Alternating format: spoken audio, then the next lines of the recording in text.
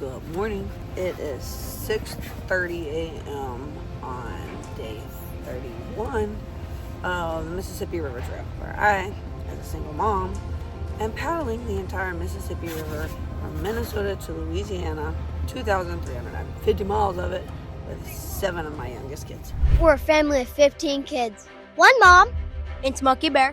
And the 7 youngest of us are paddling the whole Mississippi River. This is chaos made fun. Come follow our adventure.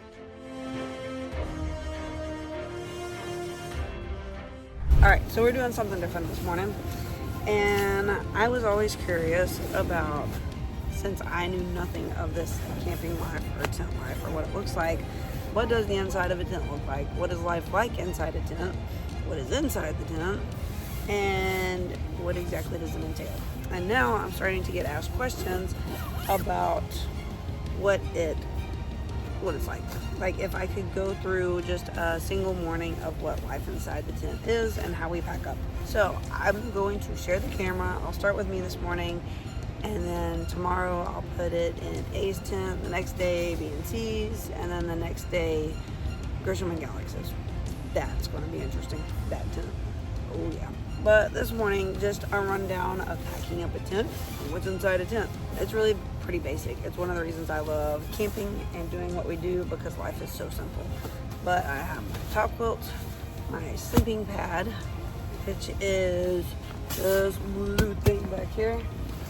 And then we really don't use pillows. I have my pack that usually works pretty well, and then I wad this up or something and put it against that. So I like pillows a lot. So sometimes I spend money on this pillow, but I have yet to find an inflatable pillow I like. I hate inflatable pillows. So I gave this one to the kids, and this one's actually pretty nice. They've already deflated it. You just blow it up right there. But they love deflating it, so they've already deflated it. This is my baby bucket. And on the AT, I had a really important pocket for my pack. I had 3 that were all organized. For this trip, since it's water and we have a boat, so we don't have to worry about weight and space, I have a baby bucket. This is 2.5 gallons. And in it is my most important stuff. The microphone for the camera, my gloves, which I can't ever lose because my hands would never forgive me. And then my liquid IVs, which we've been needing lately. Little tiny Neosporin Band-Aids and a sewing kit. My charger also keeps my battery bank in here. And that's how. This is a huge battery bank. It's about 2 pounds. That is a very large brick. But anyway, it's super convenient. I wasn't worried so much about weight this trip, but it's got all the little things in it. So I don't have to go looking for this constantly. So anyway, that is that. I think that's rain. We slept with the rain fly off last night, and it rained. That's just Murphy's Law. It rains. If you ever sleep with a rain fly off, just know it's gonna rain. So anyway, we pack up right now. Not Oatmeal and I are sharing everything because that was way too much pack for her needs. That being said, I had the 4 sleep in here with me, so we had a very full tent. But that way I knew they were safe and I had more control over the situation. So, lots of people in the tent last night, but we slept very good and no one found us. We went under the radar and no one even knew we were over here.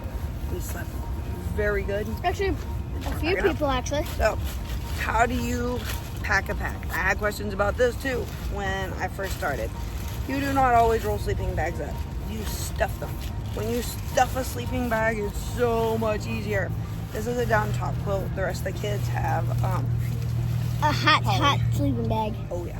The rest of the kids have poly because down, if it gets wet, tends to not insulate, and I always feared that because they do get things wet on it.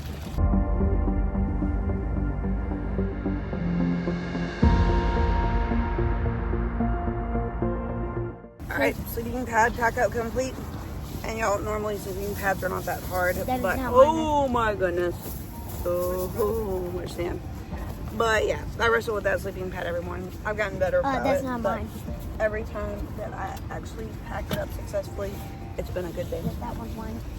There's so much sand. So much sand in life.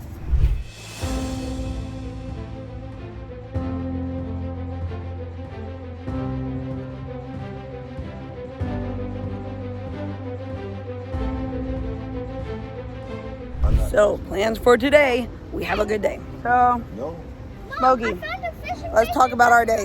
What does our day have in store? more paddling, more wind. Winds. We're going down. Today's our very first lock. We're pretty excited about that. I hope everybody's excited about that. We got about 5 miles to go.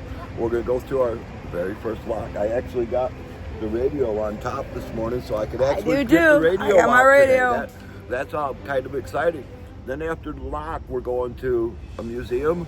And then I think we're going to, because we got the lock and the museum today, I think we're going to be looking at a rather short day, less miles, but like to find a less populated place to camp tonight, but we'll see what we get. So the museum we're going to is the River Institute, and it is a floating barge, I think, from what we've been told. And it's supposed to be really cool and give a little bit of history of the Mississippi. And we've been invited to go tour it. So the River Museum is going to be the River Museum is in Dubuque, Iowa. We'll get there. The River Institute is where we're headed today, and it's going to be fun. And then the lock system, it has hours, correct? The lock system has hours, and wonderful for me. I mean, it's no big problem, but Nikki informed me that every DNR officer in this area is going to be at the museum today for a meeting. Yeah, that sounds like. Oh, yeah. Smokey over here be afraid of DNR. I'll just march right in and say, look. But no. I'm sure we have no problem with DNR. We've already talked to them. I'm sure we have no problem. It's just I'm always excited to get in the middle of a bunch of DNR. I mean, So the lock system, this is the only one we'll encounter with hours, and it opens at noon today. But it's only 4 miles or 5 miles? like 5 miles. Yeah, so we're 5 miles away from that lock with hours. So if we leave at like 8, that we typically plan on 2 miles an hour. Sometimes we do a lot faster, and sometimes we don't even do that. So we are planning on 2.5 hours. So if we get there early, we're just gonna play at a park because we're really good at that. But we are leaving here fairly soon, and it's only 8 o'clock because we're getting out of where we camped last night. So leaving here and headed to the lock that opens at noon, and then we'll paddle the other 5 miles to the Institute, and it'll be a short day, 10-mile day. And then But it's all we good. have a place we're coming up really, I'm interested in it, the Indian Mound area. That is going to be a Indian burial grounds. Oh, yeah. Oh, and Melanie, who brought dinner last night. Melanie and Gary were so fun and so amazing. And I'm so honored I got to meet them. Melanie and Annika, her daughter, just got done with the river a month ago, and they did the whole thing. So anyway, their jumping carp experience was crazy. They showed us videos, and they went through this one area, and they said it doesn't happen to everybody, so it's kind of random. But their boat went through this one area, and it looked like popcorn. Fish everywhere, but she said they hurt. They actually really hurt, and they're really large. It's like mean koi. So, and I love koi fish. So anyway, the jumping carp, we will be approaching them, but I think they're in Iowa. So we got a few more miles to go before that. Apparently to her, they feel like softballs, Yeah. and they hurt. Oh, yeah. Are you afraid? Yeah. Yeah. What do you say? This one. Not unless I have a baseball bat. The baseball bat. If we get in the area where you see the carp starting to run, take your paddle and slap the water with it really good, and that may scare them enough that they do the jump.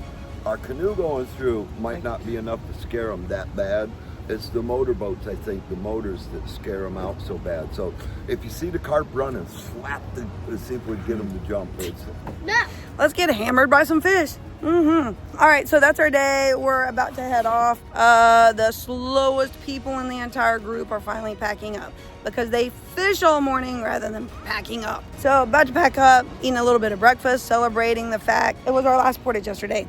And thanks to Melanie and Annika, we have this for breakfast. We're gonna celebrate with it. We're gonna what? Celebrate with it. He has begged and begged. This is his celebratory breakfast because we never get these things. So he is so excited to eat his celebration breakfast that the portages are over. So, you want to eat some breakfast? Oh, yeah. Obi, what did you find? 40-pound braided line for catfish. You found what? 40-pound braided line for catfish. How do you know that's a 40-pound braided line? See?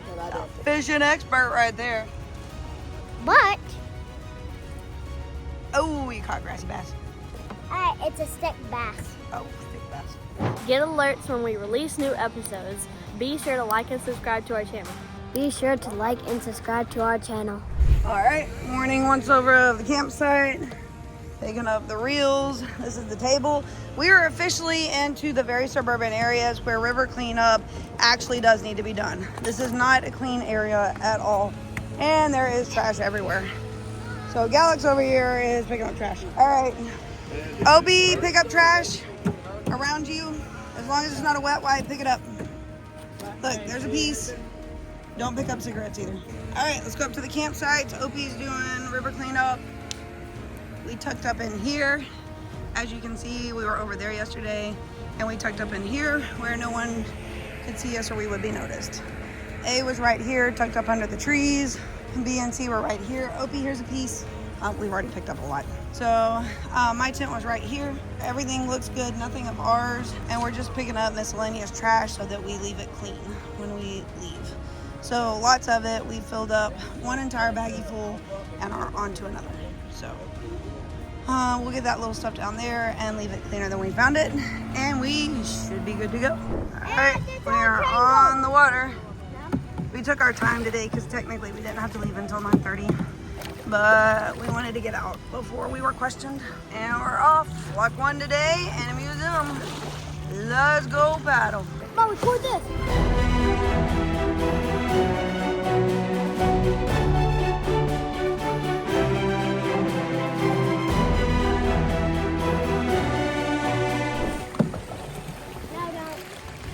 And don't go into it.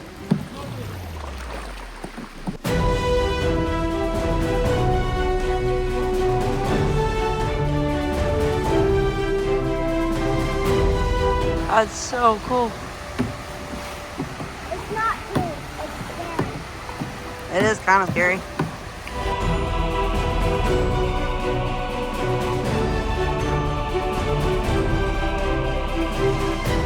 Alright, we are coming into our first lock. We are early. What time is it? Alright, pretty sure it's around 10:45.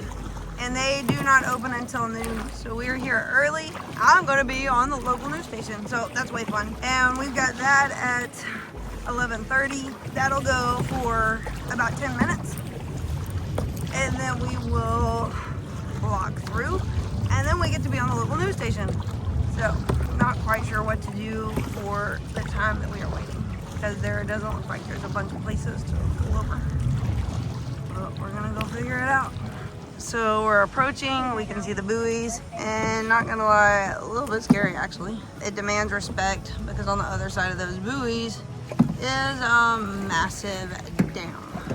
And we are going to go in somewhere into a lock so that we will be lowered to the level of the lower dam. So we're on the high end of the dam, and we will go into the lock. And for those that do not know, a lock is a water elevator, where you go in and they slowly release the water and lower you to the level that is below. For barges coming upriver, they go in at low level and they jet water into that elevator, and the water eventually rises slowly and gets the ship to the level of the upper dam. So it's super interesting, super industrial, and we are so freaking tiny, and we're getting ready to go into a huge barge lock. So definitely an experience. They don't open until noon. It's currently 10:40. So we're trying to find a little place to pull over and wait it out. And we have our VHF radios in order to talk to the lock operators so that we can let them know we're here and that we'll be passing through. We're pulling off just to wait it out for a bit until they open. Making progress though. We're into the big boys now. All right, first day of using these. We have had them with us the entire time. Should we have an emergency and need to get a hold of anyone, because they also act as SOS. They're a lot like Garmin, sort of, kind of, but the boat version of it. So this is a VHF radio. Lots of people have asked questions about why it is clipped on my life vest all the time. So it got a little cumbersome because it was always in the way, so I hooked it onto my boat, but it is now back on my life jacket because we are in the barge world. But channel 14, for those that are curious and want to know how these work, channel 14 is the lock channel. We will begin talking to the locks as we pass through them. This is lock number 1, so it's a new experience. Word has it you need to call in who you are, your name, the group you're with, if you're with a group, the number of boats in your party, and how many occupants of the boats. So for example, I would say I'm Nikki Bettis with 32 feet up. I have 4 canoes with 9 occupants. We are ready to pass through lock 1. When will this be possible? So something along those lines. They will then radio back once they are open, which they are not open right now. They will then radio back and tell you who's in line, what ships are waiting to come up versus those waiting to go down, which there are none. It would just be us right now. So which ships are waiting to come up pretty much. Once we get to the bigger traffic, there'll be down ships too. And where in line we stand. Sometimes they will, because you're small, they'll go ahead and let you through. But people, what I did not realize are barges, they have sections. They're so freaking huge that barges will be locked through in sections. So one barge can take 3 hours because it has to lock through all 7 sections of the barge because they split up. That was so cool to me and I just had no idea. But it also gives you the idea of the sizes and the ships that we're gonna pass and how small we are gonna be. So, oh, hello. Hi. No, you're good.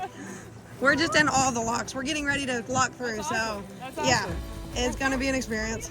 Oh no, baby. So we are getting ready for our first experience. It's a little bit intimidating and demands absolute respect as we learn to navigate this whole new side of the river. But channel 16 on here, look, this is how it works. Channel 16 is emergency only. 67 is barge traffic conversation. As they pass each other, captains talking to each other, ships navigating, all of that. So we can tune into channel 67 and listen to the barges talk. But we would not actively talk on that station. We'll stick to 14, which is the lock station, and we should be good. We are just around the corner. I'm actually looking at the dam right now. We could be there in a few moments. Roger, I gotta fill it up, so it'll be about 20 minutes for me to fill it up. Okay, 10-4, we'll start moving that way. We'll take 20 minutes to get there. We are excited. This is our first lock. Thank you. Roger, sounds like a good time. Wish I was with you. Very nice. Very cool. That's the lock dude. Yo, we officially talked to a lock person. Yeah. That is so cool. Look at the big smile on your face. Oh, yeah. I love seeing the smiles off. I've seen a smile on that boy's face over there. Said both of these boys, every time they come beside us, see the big smile since they've been in that canoe. Mm-hmm. Oh, yeah. Especially that one. That one, he almost can't stop. When he's in the canoe, he almost can't stop. Yo, y'all be moving. When you want to go, you go fast. All right, we are currently taking off, and we're currently on the water. You're about to go. All right, so we're about to go to the locks, and it's filling up. I'm super excited.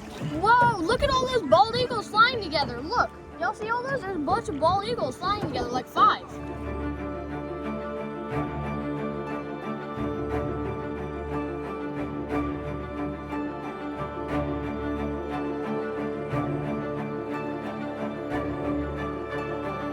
We're approaching the lock. So we're about to pull up to right here, grab onto that. No, BC, catch up. No, BC, you know, just spread apart over here. Hey, we gotta turn more to the right so we can grab on.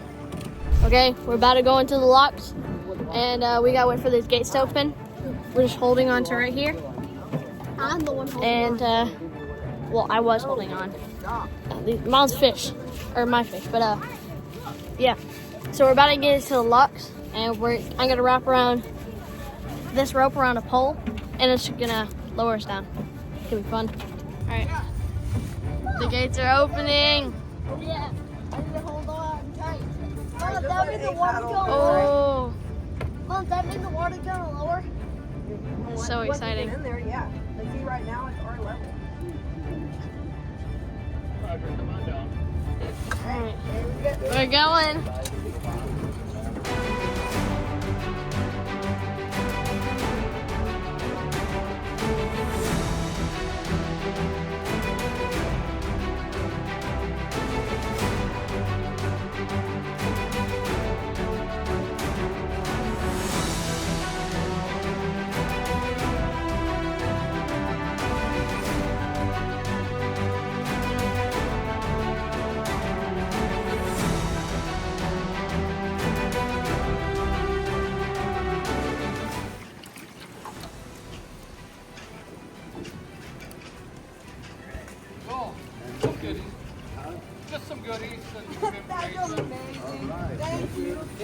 So there's some lines that are hanging over the side.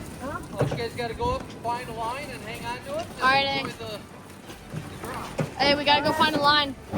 We're still going. It's been about 12 minutes and we're still going.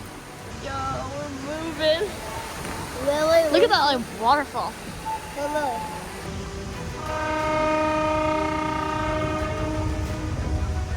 Whoa.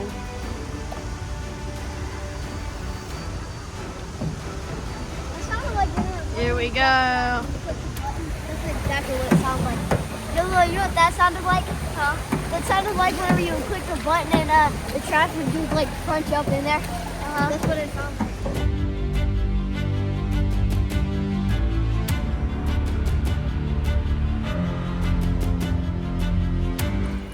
Thank you. Bye.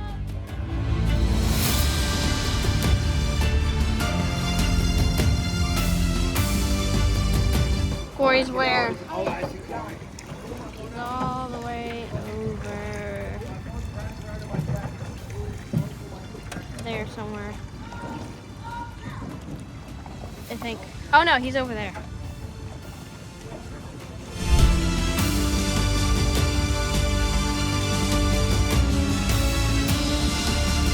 Okay, so we have arrived to our destination.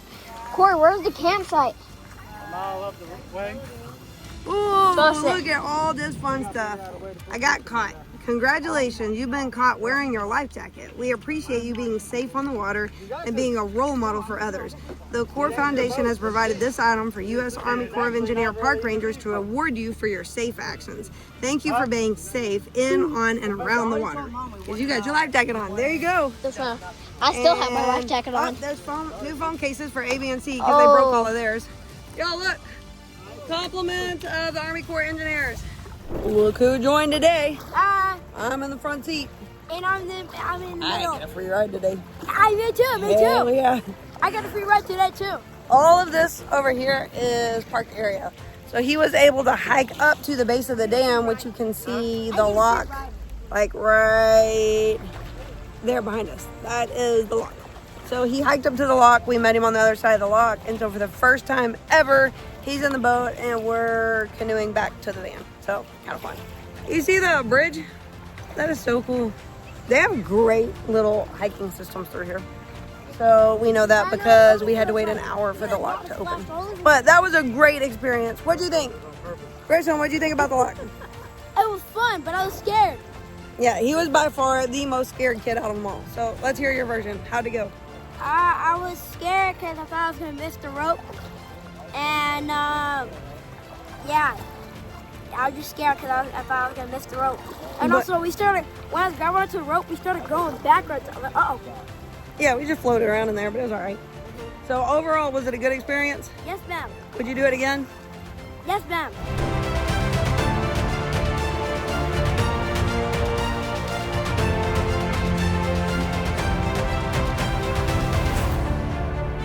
What is that thing? What thing? Oh, never mind, it's just a tree. Never mind. It looked like a little statue of a goat or something, but it's just the way the tree fell down. They have a little front porch. They have an upstairs. They have a deck. They have two boats. Yeah, they got two, like one's a canoe and I think one's a kayak. That boat's gotta have like 3 bedrooms. That's a full-size house. Very nice. It's pretty. Oh, look at the bridge. You see it, Opie? Yes, ma'am. Why does it look like that?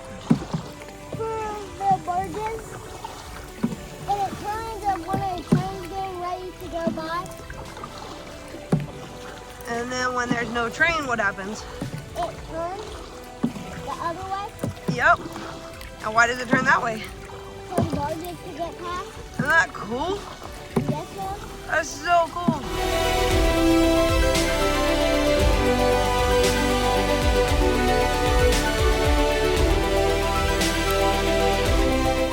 Look at that. Look how they have used the root systems as like play structures. That's so cool. And that's like a real tree. Hey, Mom, watch. That is absolutely a real tree. And look at that little slide part. That is so cool. And then look at this. They put a side, Come on, show them this. man, a slide, to that root system. It has a hole in it, in the middle. Look at that root. Okay, it is 4 o'clock and we have reached our destination of day 31 on this trail. We are currently in St. Paul, Minnesota. This was a very short day and we knew it would be due to the fact we had to wait on the lock. They opened at noon, which was a crazy epic experience. That was so much fun. And the lock people are so cool. They even gave us like a little bag. So they had hours. And then we have a stop at a museum, the River Institute, located in St. Paul, which is actually on a floating barge that's not in service anymore, has invited us to come go through it and use it as education for the kids. So we are due to go through that, and Rachel has been amazing as our contact. So we get to meet Rachel at 5:30 at the River Institute. So very cool things, and we're starting to get into the more populated areas where they have things like learning centers and education, a lot like Itasca. So, and this is a whole lot of why we're out here, is I want the kids to see and know and do these things. And personally, I just want to do it. So we are at the park and it is a good spot. They've given us permission to camp here. So all good there. No worries. If the cops do show up, then we just refer them to them and we're good to go. So look at that camping. Look at that. It's under the trees and stuff. So it's a very good day, and headwinds were not bad. We had some, but they were not bad at all. So a very good day. We did 6.5 miles in a couple of hours. So we were moving and making good time. So we're getting better at it, and it also helps not to have headwinds. But I'm sunburned. We're all sunburned. The sun was to our back and no shade, no clouds whatsoever. So we're all a little crispy. Look. It's so beautiful. And the barge, the River Institute, is down there, right in there somewhere. So we'll be headed down there at 5:30. We're currently getting boats moved up to the campsite. We cannot leave them unattended, and they are through a little path. They are currently down there, and B is sitting with them. So we need to go relieve B because he's in full sun. But we have these steps to get up, which I'm not really feeling that. Or we can go through a walk in the woods and wheel them up here, which means we need to utilize our wheels again. So just because we've reached locks doesn't mean we're done pulling our boats or getting them to the places we go. So this is our little trail down to the boats. We will be pulling them up here momentarily, and that will be home for the night.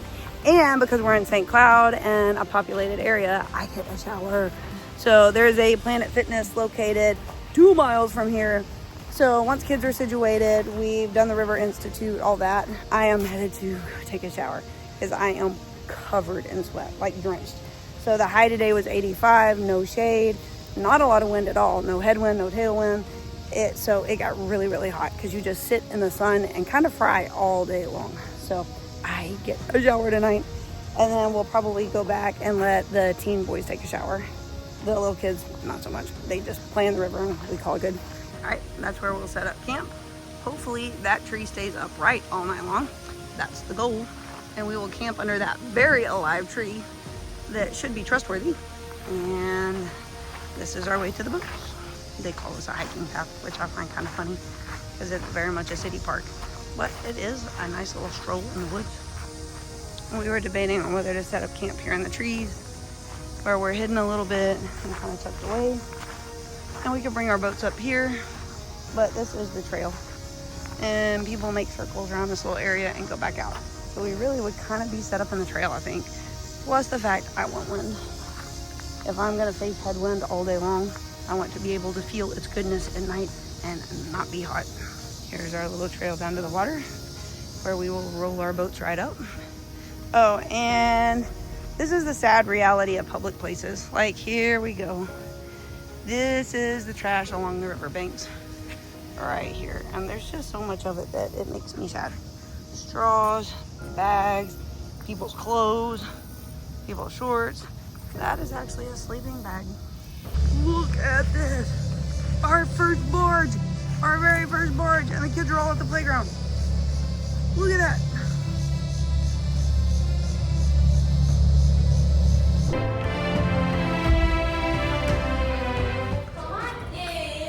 I'm just gonna turn on the power. If you guys need to take a bathroom break or fill up, do you guys have water bottles? I should have mentioned that. You guys can fill those up. Yeah.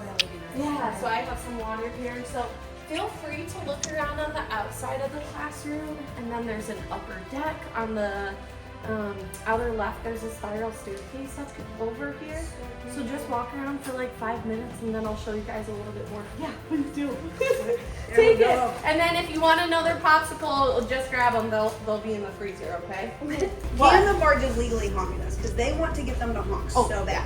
Okay. Cool captains will honk at you. Not so cool captains will honk at you. Very nice. You know, there's cool semi-drivers, maybe not as cool semi-drivers, so. Well, when we hiked the AT, the biggest thing that was happening was we would cross all the interstates and on the best rivers, and they would make all the trucks honk. Like it sounded like the whole interstate was honking. Oh my So that's their goal on the river. And Oh, I'm like, you guys I will don't get know if they'll honk. captains. Okay. Yeah, you guys. Oh, for sure. they're all off y'all.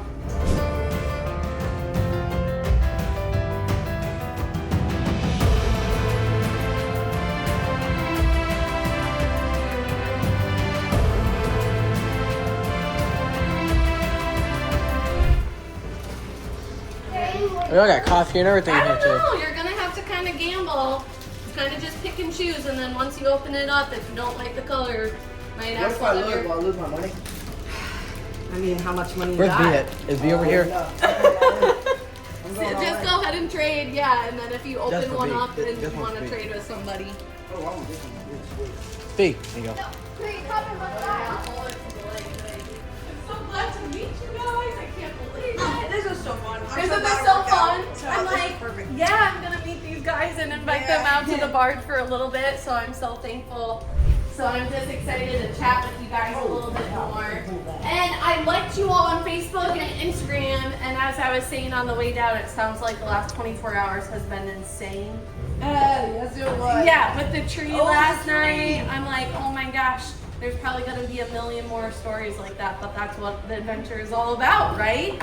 So my name is Rachel, and I work for a nonprofit organization named Living Lands and Waters. We've been around for 30 years, and you're gonna actually go through our headquarters 6 hours by road. I don't know how much it is by river, but 6 hours south of here. And we are a river cleanup organization. So when we started 30 years ago, my boss and founder, Chad Pergracki, and maybe you guys will get to meet him downriver, which would be really cool. I'll have to get you guys set up. He started cleaning up the river just by himself, like 30 years ago. And the reason why he was cleaning up the river is just like when he was a kid, just like you.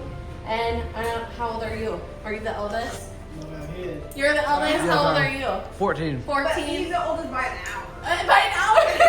Yeah, does that count? Yeah, so pretty much the same thing, but you gotta take credit where credit's due, right?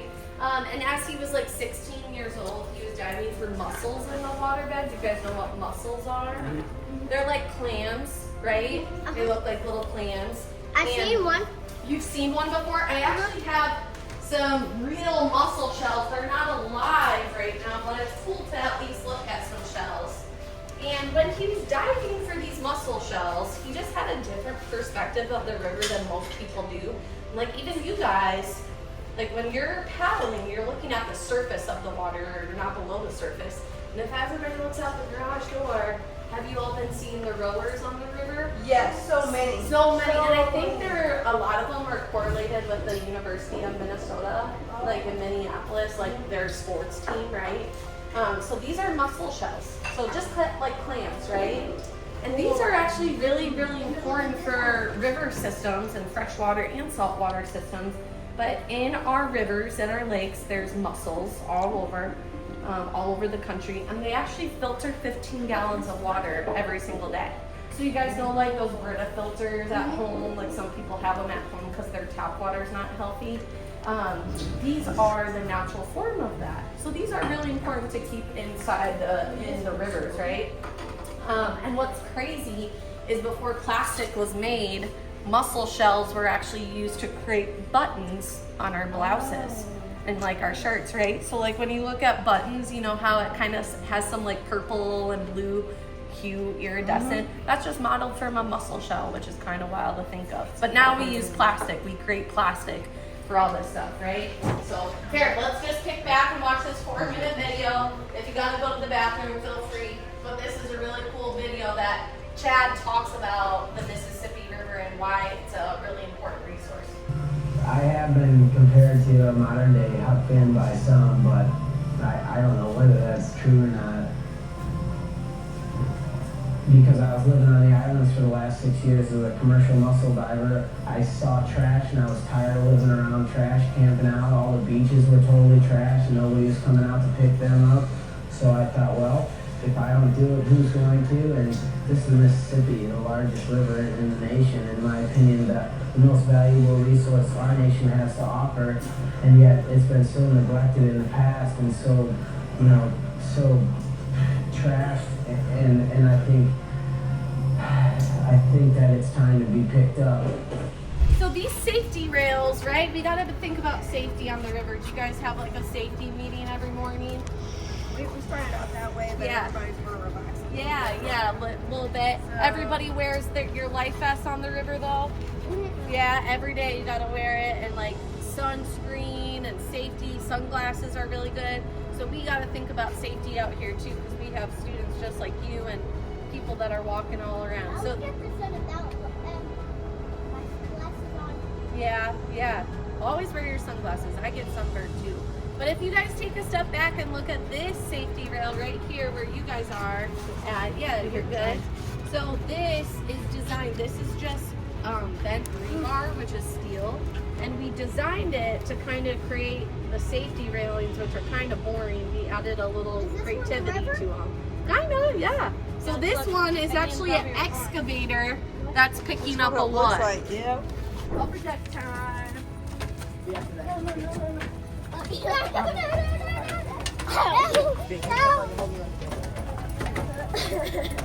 Well, you good? How's me work? It probably does sound really refreshing to go in the water right now. Yeah. Have you guys been swimming more so around here at all? Oh, You're yes, the big ma'am. barge. I don't Right, like the you're going fact big up barge. north has Oh, no, that's just a boat. So That's like a that ferry. riverboat cruise that went by earlier. But if you guys look to the right, do you see this towboat that's just sitting?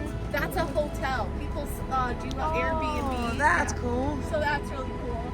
And then if you look straight across from where I'm standing, that's the Science Museum. It's kind of like that tan brick building. Mm-hmm. If you look on the roof, do you see that what looks like a towboat over there? Like straight across from me. Oh, I see it. Yep. So that's a towboat simulator at the Science Museum, That's which is so really cool. cool. Yeah. Obi, you get Coming right up. That's a grape soda. This will make you poop if you haven't pooped in a few days. You get Sprite. Sprite? Sprite or squirt? Yeah, for sure. They're little cans. So you want squirt or Sprite? That one? Just That one. Hey, Mom, you want one? What do you want, squirt or Sprite? All right, I think I'm gonna close this up. You guys good? Anybody else? Final pit stop? Everybody got everything. What? No, we're going. No, Soda. Soda. All right, what do y'all say? Thank you, Rachel. You're welcome. I'm so glad Still don't know what the soda pop is.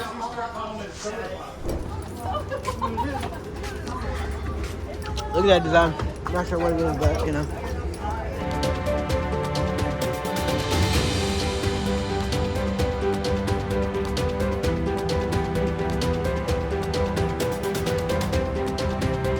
No, this is my See you guys spot. on the river soon, okay? See you guys. Thank you. Hey, Thank you. this bumper. See ya. Bumper. CC? You stole my name. Yo, Cece, Cece, and Cece. I was born before her, by the way. All right, thank you. Bye. I was born in 1958. Right. Right. Goofed up. Didn't catch it on camera. Let me see it again. God dang. They never knew where I was going. What an amazing experience, yo.